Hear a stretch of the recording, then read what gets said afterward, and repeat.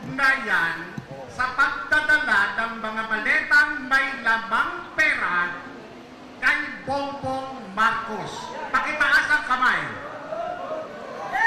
Yan. Pakitayo lang po yung nagtaas ng kamay. Pakitayo lang po. Okay. Yung nandito sa kanan, ano ang kaugnayan mo doon sa pagde-deliver ng pera na nasa maleta kay Bongbong Marcos?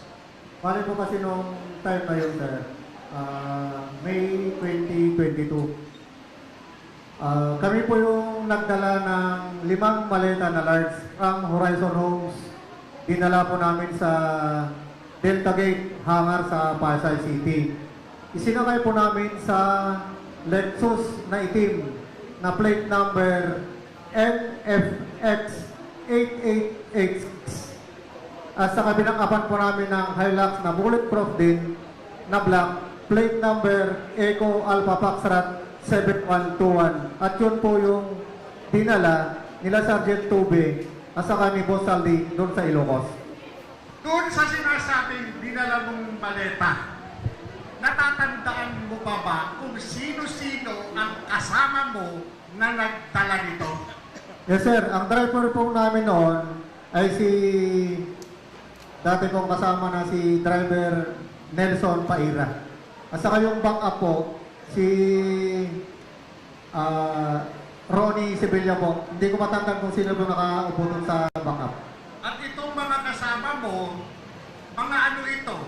Takuhan nino. Kasama ko po, empleyado po ni Boss Saldi po. At itong mga ginagawa ninyo, pagdadala ng maleta na naglalaman ng pera, sino ang nag-utos sa inyo?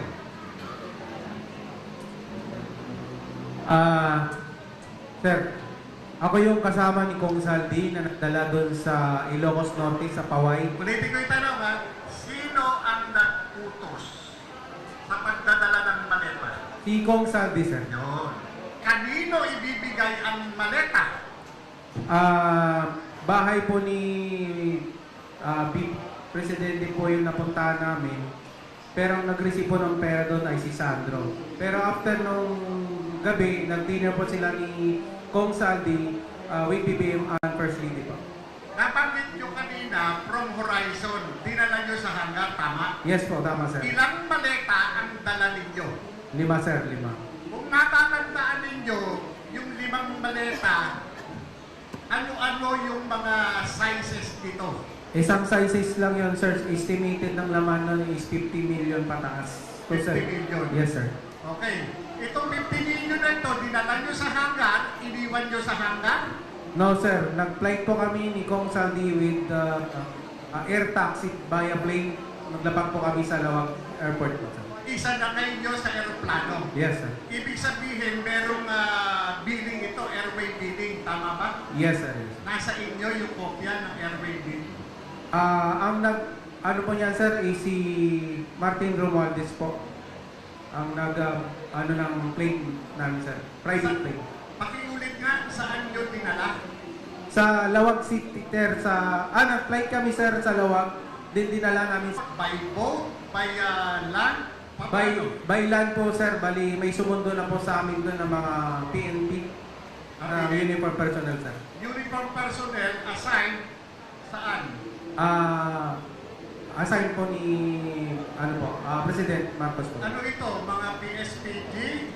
Provincial? Halo na, sir, kasi may nakita kong may SWAT na, sir, nag-escort sa amin. Yung mismong tumanggap, yung mismong kasama nyo na sumalubong sa inyo, ano ito? Anong unit? Kung alam ninyo, ha? May SWAT, sir, at saka local PNP siguro, I think, PSPG, sir. Okay, so pagdating ito, magmula doon sa airport, dumiretso kayo sa? Saan kayo dumiretso? Sa bahay ni, sir, Bongbong Marcos, sir. Sa bahay ni Bongbong Marcos? Yes, sir. Paano nyo nalamang bahay ni Bongbong Marcos? Binanggit po na sa akin ni Kong Saldi, pupunta po kami sa bahay niya, sir. Sinabi ng boss mo? Yes, sir. Pupuntahan namin po yung bahay ni President Bongbong Marcos, sir. Yung boss nyo na si Sandy ko? Yes, sir. Okay, pagdating doon sa bahay, sino ang sumalubong? At Ang sino sumalub- ang tumanggap nung dala ninyong maleta? Ang sumalubong sa amin, sir, si Kong Sandro. Siya po yung nag-receive. Actually, may picture kami niyan, sir. Pakiulit mo nga uli, sino itong Sandro na ito na sumalubong, na tumanggap ng maleta na naglalaman ng pera? Sino itong Sandro na ito? Congressman Sandro Marcos po, anak po ni President Bongbong Marcos. Paano ka naman nakakasiguro na itong tumanggap ng maletang dala-dala ninyo mula Maynila ay itong si Congressman Sandro Marcos? Sir, may picture po kami ni Kong Sandro po sa bahay po.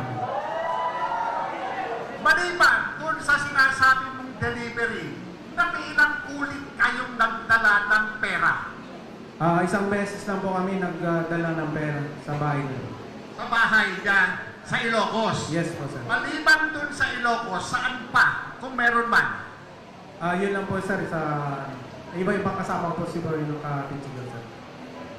Maliban sa iyo, sino-sino pa ang nagkaroon ng pagkakataon na mautusan ni Congressman Saldico na magdala ng maletang naglalaman ng pera dito kay Bongbong Marcos? Pakitaas ang kamay.